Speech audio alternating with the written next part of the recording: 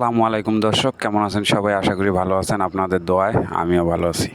তো আর একটা ব্লগ নিয়ে আপনাদের সামনে হাজির হলাম। যদি ভালো লাগে অবশ্যই স্কিপ না করে পুরো ভিডিওটা শোনার চেষ্টা করবেন। আমরা বাঙালিরা যে কান্ট্রিতে যাই না কেন, সেই কান্ট্রিতে ভিসা জটিলতাতে পড়তে হয়। কেন পড়তে হয় এই বিষয় নিয়ে আজকে আলোচনা করব। যদি ভালো লাগে তাহলে স্কিপ না করে পুরোটা শোনার চেষ্টা করবেন। আর যদি নতুন হয়ে থাকেন তাহলে অবশ্যই চ্যানেলটাকে সাবস্ক্রাইব করে রাখবেন মরিশাসের আপডেট নিউজগুলো পাওয়ার জন্য। মরিশাসের যে কোনো ধরনের ভিডিও এই চ্যানেল থেকে ছাড়া হয়। আমি যে ভিডিওগুলো করি হয়তো বা অনেকজনের খারাপ লাগে বা অনেক কথাগুলো শুনতেও খারাপ লাগে। তো দেখেন ভাই, আপনি যে কান্ট্রিতে যান একটা জিনিস খেয়াল রাখবেন যে আমি যে কান্ট্রিতে যাচ্ছি, আমি কয় বছরের জন্য যাচ্ছি, আমি কত বছর থাকলে আমার সফলতাটা আসবে, সেই বিষয়গুলো নিয়ে আলোচনা করব। যদি ভালো লাগে পুরো ভিডিওটা শোনার চেষ্টা করবেন। আমরা বাঙালিরা এরকম ধরনের লোক যে মনে করেন যে কেউ যদি আমাকে একটা ভিসা দিতে চায়, সেক্ষেত্রে আমি দেখা গেছে আমি পাসপোর্টই করি নাই অথচ আমি বিদেশ চলে গেছি, এই ধরনের ভাবগুলো দেখাই। তো আসলে আমরা যখন এক কান্ট্রিতে যাওয়ার আগে অবশ্যই যাচাই বাছাই করে নেব যে আমি যে ভিসাটায় যাচ্ছি অরিজিনালি এই ভিসাটা আমার ক্ষেত্রে, আমার কাজের ক্ষেত্রে আমার জন্য সফলতা বয়ে আনবে কি না। আমরা যাচাই বাছাই না করেই যে কোনো কান্ট্রিতে চলে যাই। আসলে কান্ট্রিতে যে যাওয়ার আগে আমার অরিজিনাল ভিসাটা আমি পাইছি কিনা, আমি একটা কোম্পানির ভিসায় যাইতেছি কিনা, এই বিষয়গুলো জানা থাকা জরুরি। আর একটা বিষয় সেটা হচ্ছে, যেমন ধরেন আমি এক জায়গায় গেলাম, আমি যাওয়ার পরে তারপরে ওখানে আমি 3-4 বছর থাকার পরে আমাকে কোম্পানি কেন ভিসা দিচ্ছে? সেক্ষেত্রে আমার কাজের জন্য আমাকে কোম্পানি ভিসা দিচ্ছে। এখন কাজের ক্ষেত্রে যদি আমি যে কোনো অন্যায় করি বা কোনো মারামারি করি, কোনো গ্যাঞ্জাম করি, আমরা বাঙালিরা আসলে এই ধরনের উশৃঙ্খলাগুলো বেশি করি যে কোনো কান্ট্রিতে।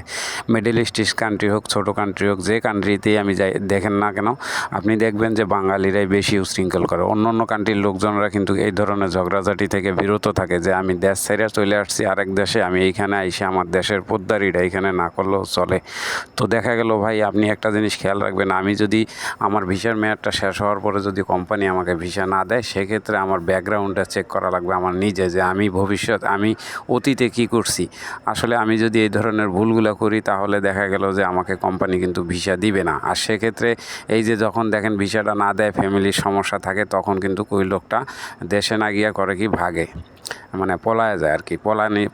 পলানোর কারণে যে দেশটার মধ্যে যে আমার দেশের রেসিপিটা, আমার দেশের যে ইজ্জতটা সমস্যা হইতেছে, এই জিনিসটা আমরা কিন্তু মাথায় রাখি না। আমরা একটা জিনিস মাথায় রাখবো যে আমরা যে কান্ট্রিতেই যাই, আমার যতদিন আমার এই জায়গায় রিজেক্ট আছে, অতদিন থাকার পরে যদি আমাকে কোম্পানি ভিসা না দেয় বা অন্য কাজে আমি না পাই, সেক্ষেত্রে আমাকে কী করতে হবে, দেশে যাইতে হবে। দেশে যাওয়ার পরে আমি অন্য এক কান্ট্রিতে ট্রাই করতে পারি। তো আমি যদি নিয়মভাবে চলাফেরা করি তাহলে আমার দেশের যে এই সম্মানটা কিন্তু নষ্ট হলো না। আপনি যে কান্ট্রিতে যান না কেন, বাঙালিদের বেশি একটা ইজ্জত করে না, কারণ আমরা এই ধরনের কাজগুলো বেশি করি।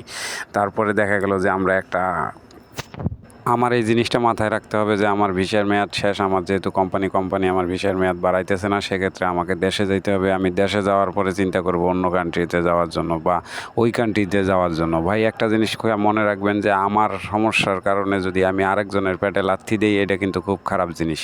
একজনের কারণে 10 জনের সম্মান নষ্ট হয়, এটা সবাই জানে। আমরা বাঙালিরা এই ধরনের কাজ থেকে বিরত থাকবো। ভাই সবার কাছে আমার একটাই রিকোয়েস্ট, আপনার ভিসার মেয়াদ শেষ, আপনি চলে যান দেশে।